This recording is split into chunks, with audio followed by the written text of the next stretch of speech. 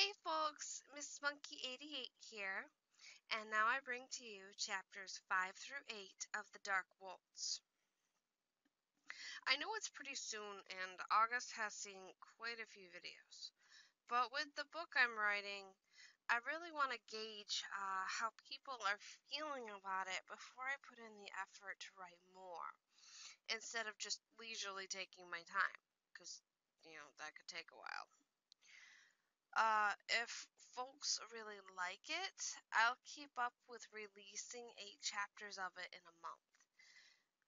Anyway, let's get into this. Chapter 5, Arriving at the Mansion. The next hour, Rick managed to calm himself down just enough to sing very off-key, along with his brother, to some AC/DC and Elvis. Peter was right. He did feel a lot better after putting aside all the doom and gloomy foreboding for a bit, just having some fun. But then his brilliant archaeologist/historian older brother often did have some pretty good ideas to share. "We should be just about there," Peter murmured, as he flicked on his headlights to cast twin golden beams across the ever-darkening forest road. "Sure is getting darker way sooner than I anticipated. I'm glad we brought those headlamps. Good call, too, little brother. You're pretty smart to insist on stopping by that dollar store to grab all those extra batteries. It doesn't look like we're going to be counting on much moonlight either, especially with these thick treetops." Rick nodded. "I threw the tent in the back of the car, too, just in case." Peter cast his brother an odd look. "Why the tent?" "Peter," Rick said, giving his brother a screw you if you disagree expression, "I am not closing my eyes in that mansion. No way in hell. If we stay, we are sleeping in the tent outside." "In the wilderness of Virginia?" Peter asked. "Dear brother, I do not fancy being Yogi's next meal." Rick scoffed at that. "At least Yogi is made of flesh and blood. Yogi can die, whereas I have no idea what to expect from anything in that creepy-ass house." Chuckling, Peter nodded. All right, but I am haunting your ass right alongside Rosalind if I get eaten by a bear or some shit out here." Rick was about to respond, until the scene before his eyes stole his full focus. As they reached the end of the dirt road and entered into a massive clearing, a huge Victorian-style mansion loomed ahead. Miles upon miles of estate stretched out from either side, and from behind as well, more than likely. "This is huge. Wow, these people really lived it up," Rick murmured. "I bet this was all really beautiful in its day." Peter nodded and began looking for a spot to park up closer to the mansion. He eventually chose to park fairly close up to the porch. After all, it wasn't like his vehicle was in anyone's way. No one had permission to be out here without earning themselves a night in the slammer for trespassing on a historical landmark. Pulling the mansion key from his pocket, Peter passed it to his brother. "Go ahead and get the place unlocked. I'll get the gear sorted." Rick nodded. "Yeah, all right. You sure you don't need any help, man?" "I'll be fine. Just get the place unlocked and then come on back and get your stuff," Peter replied, before exiting the driver's side and shutting the door behind him. Shrugging, Rick exited the vehicle as well and made his way up the creaky steps of the huge porch. Though, if he was being honest, it was most of like a really big deck. The ornately carved wood columns made the whole thing look like it might have been something really pretty to look at around the turn of the century. Approaching the door with the cold metal key clutched in his hand, Rick felt the most peculiar sensation, like he had made this walk 1,000 times before. like the old paint-chipped doors just felt a little bit too familiar to him.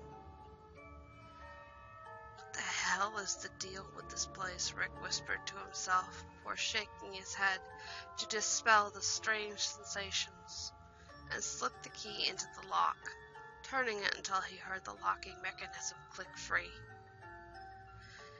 He reached forward and grasped the handle, his heart pounding like the mad drum of war as he turned the doorknob and pushed it open. A loud, whiny squeak filling the air from scarcely used or very unoiled hinges. "You got it open, buddy?" Peter called, his front end still inside the rear of the SUV as he sorted through the gear he felt they'd need. "Come on back down here. Grab your stuff."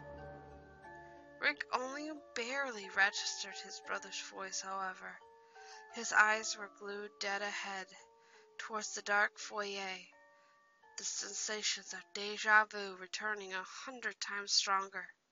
He stepped across the threshold. Why did this place feel familiar like this? He'd never been out here before, and he hadn't seen any of the mansion's interior. Maybe because of the dreams? Even then, he'd only ever found himself in the ballroom. "Ethan, is that you?"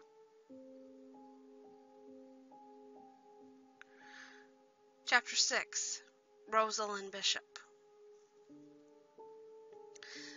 The soft, feminine voice brought Rick's wide eyes upwards towards the top of this grand staircase. Rosalind. But she looked so solid. She definitely didn't look like a ghost. Was he seeing things? He brought his hands up to his eyes and rubbed hard before looking again. This can't be real. Rosalind Bishop? "You came for me. You finally came," Rosalind murmured, descending slowly down the steps, the sound of approaching tears in her voice. "Ethan. Oh, my Ethan." "Ethan, you keep calling me that," Rick replied, taking a couple steps forward. "My name is Rick. Rick Lewis." Rosalind looked at him in utter confusion and opened her mouth to speak. But suddenly, it felt as if the foyer got 1,000 degrees chillier, and Rosalind's expression turned to one of sheer terror. She clutched the banister and sucked down to her knees onto the stairs. "He's coming! He's coming!" "What? Who?" Rick questioned as he took another step forward. "Who is coming? What is going on here?" Without warning, the door slammed shut, and as Rick whirled around in startled shock, he heard the lock click into place. No! No! Running for the door, Rick tried turning the doorknob. He tried unlocking the door, but the damn thing was sealed tight.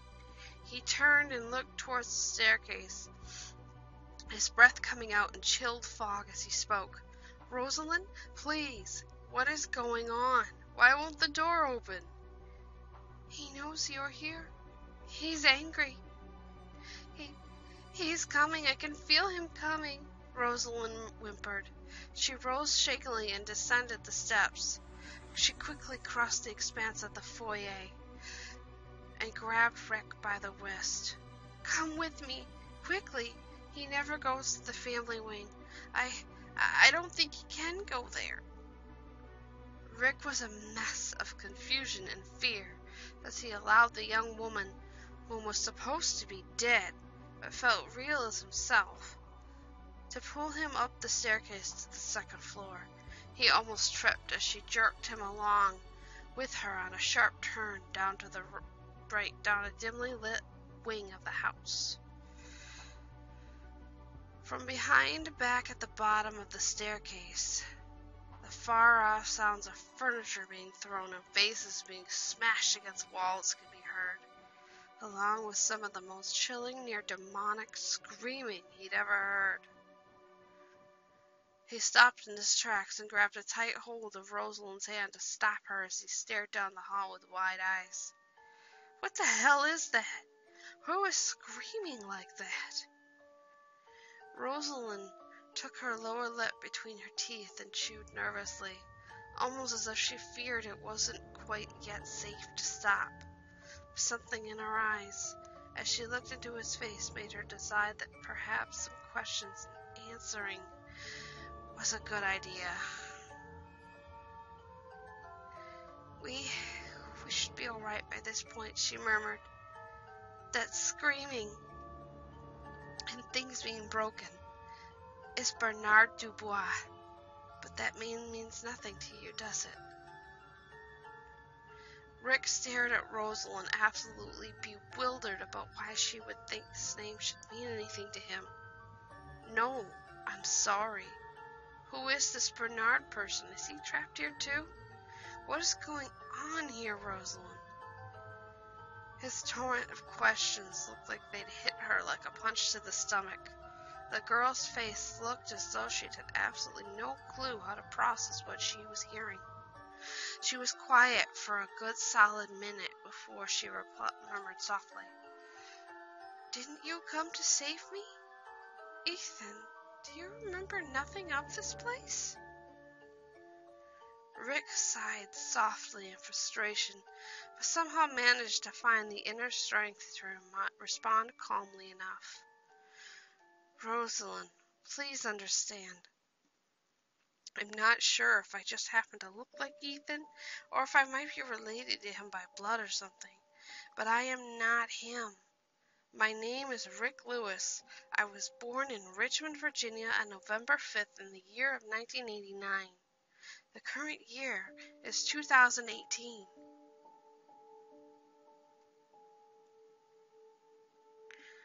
Chapter 7. A Girl Out of Time.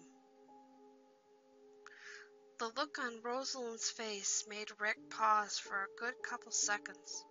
"Rosalind, do you even realize how long you've been here?" No. That cannot be," Rosalind stammered softly, slowly sinking to her knees and balling her fists at her sides as unshed tears misted her eyes. "We've been stuck here that long? I knew it had to have been at least a couple months, but I never dreamed. Has it really been more than 100 years? Rick felt his heart clench in his chest at the sight of her distress, and he found himself kneeling down on the floor in front of her. "What I read, it says your family disappeared in May of 1889. So, yeah, about 129 years. Were you really unaware of this?" "Bernard, what did you do?" Rosalind whispered softly, her voice trembling as much as her hands presently were.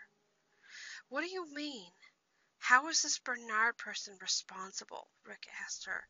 It felt like just when he was starting to get somewhat of a grasp, Rosalind went and confused him once again. "Cajun voodoo," Rosalind replied, mustering the strength to take a deep breath and look Rick in the face. Bernard Dubois was originally from the French Quarter of Louisiana. There were whispers that his mother was really a voodoo priestess, but most of the gentry passed it off as the excited rambling of bored common folk.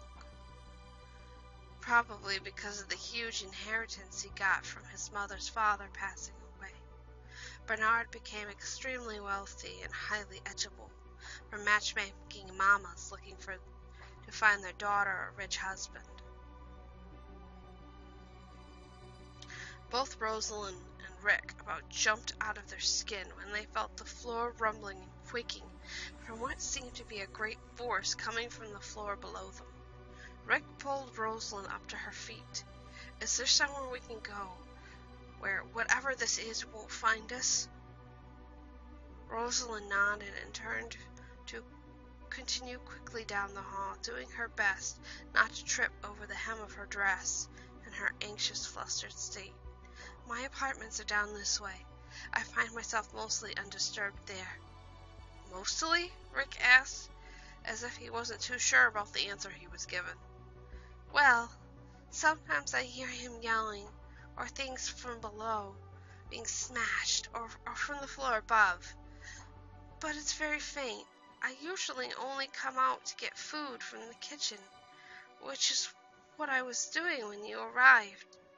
I never did make it there. We'll have to go back out again after we've had a chance to talk. The floor above? I thought you said he never comes up here, Rick replied, his brow furrowing as his confusion deepened. How can you be hearing him making that ruckus from the next floor up? Rosalind's expression turned thoughtful, but as confused as him as well. I'm not sure. However, I'm pretty sure he might be using old passageways through the walls that slaves used to use when the family didn't want them seen by their fancy house guests. My father had those closed up, though. He never agreed with the whole slavery nonsense and decreed that the passageways served no purpose but to be a dark reminder of pain and suffering. Maybe Bernard opened them back up? Rick thought about this a moment. Sounds like he might have done so in order to bypass the second floor. Since you tell me, it seems like something is preventing him from stepping foot here. At the sound of another heavy object smashing against a wall, a floor below them, Rosalind flinched and gestured down the hall. Please, let's continue to my apartments. I know he can't come up here, but being out in the open like this, I feel exposed and vulnerable. Reaching for Rosalind's hand, Rick gave it a gentle squeeze and gave her a reassuring smile. Lead the way, then you can tell me who this Bernard Dubois jerk is.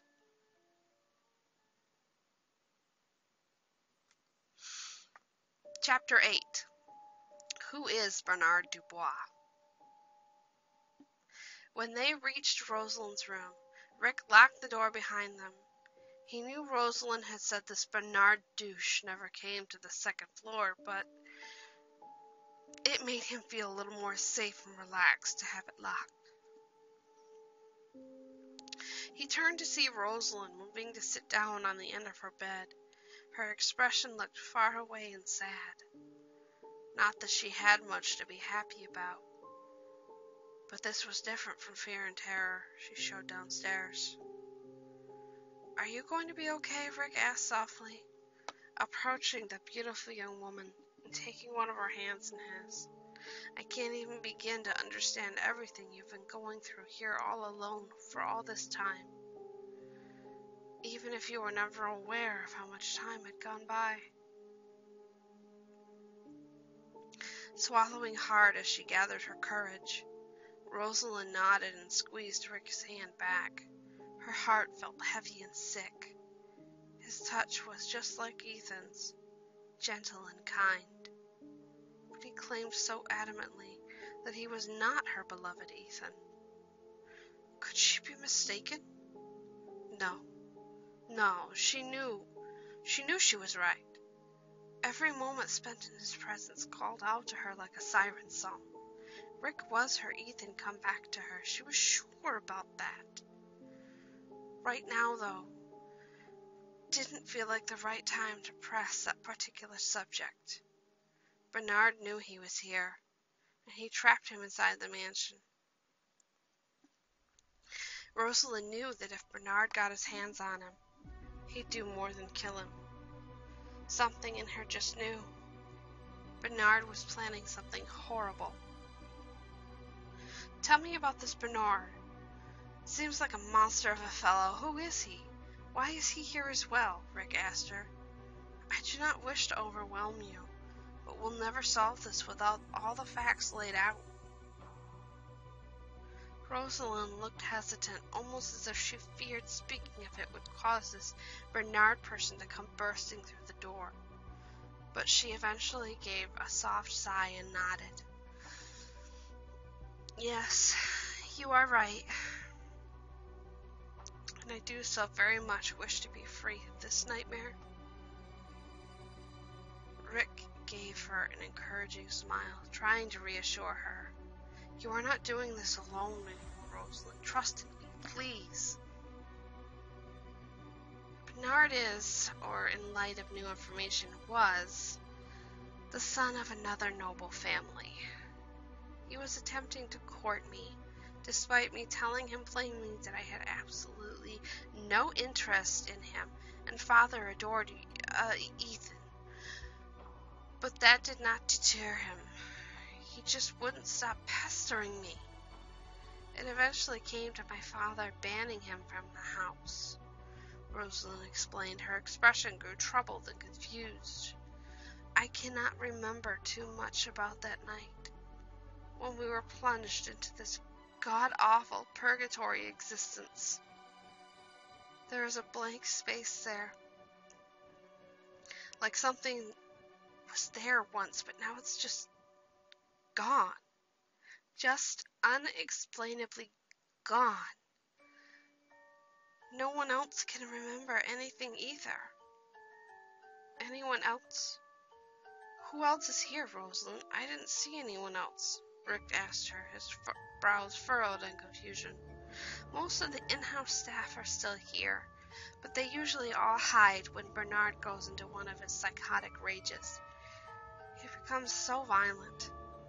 I'm sure you can understand how everyone would be terrified of him. I certainly am, Rosalind replied. Once Bernard exerts all his energy, he'll go quiet for a few hours, and everyone will come out of hiding. And before you ask, no, we do not know where he goes. The family butler, Leopold, has already tried to follow Bernard back to his hiding place, but he always manages to elude him somehow. So Leopold doesn't hide, Rick asked, wondering if perhaps he might be able to recruit this man to help him investigate. He could definitely use the help to unravel this complicated mystery. He does, but he will come out a little bit early than everyone else, just as Bernard is beginning to tire. He believes that there is something here that is the key to everything. I agree with him. We both believe it has something to do with the voodoo, Rosalind replied, her expression looking thoughtful as she tried wrapping her brain around it all. Though for the life of us, we don't know what it is we're looking for, or where Bernard could have stashed it. We imagine if it is the key to all this, Bernard won't make it easy to find. Rick hummed softly, his eyes narrowing as he tried recollecting anything he'd ever read about voodoo. If Bernard has become a poltergeist, maybe, but maybe he's using a cornerstone as some kind of an anchor to tie both himself and everyone else to the house. My question is, why would he want to do this? What could he possibly get out of this kind of existence? I don't know, Rosalind murmured miserably, but I cannot take too much more. Every day I feel as though I am going mad. Every day he torments us, terrorizes us, every single day and night. Together, Rosalind, we will stop him, and we will set everyone in this nightmare free, Rick vowed, looking the beautiful brunette in the face, having never felt braver or more filled with purpose than ever before in his life. I don't know how yet, but we will figure it out, all right? We will get to the bottom of this and end it. Thank you, Rick, Rosalind whispered, smiling softly at the man wearing the face of her lost love. I must believe that we can do this if we are going to succeed. And I do want to end this. I want to be free of this hell. You will, Rick promised. Everyone will. Okay, I hope folks enjoyed that. This is my baby at the moment, and I've been working very hard on it. Don't forget to like, comment, and subscribe. Anyway, if folks would like to interact more with me, or you want to hang out with other viewers, you can find the link to my Discord in the video description. Plus, I often leave updates, announcements, and other things on the Discord too. If you would like to donate and buy me a cup of coffee, because I do love my coffee, you can find the link to my PayPal in the description as well. I do not require donations, however, it does really help. However much or little, a blessing is a blessing and is never to be dismissively sniffed at. I wish my monkeys all the best, and I look forward to seeing you all again in the next video. Bye, everyone!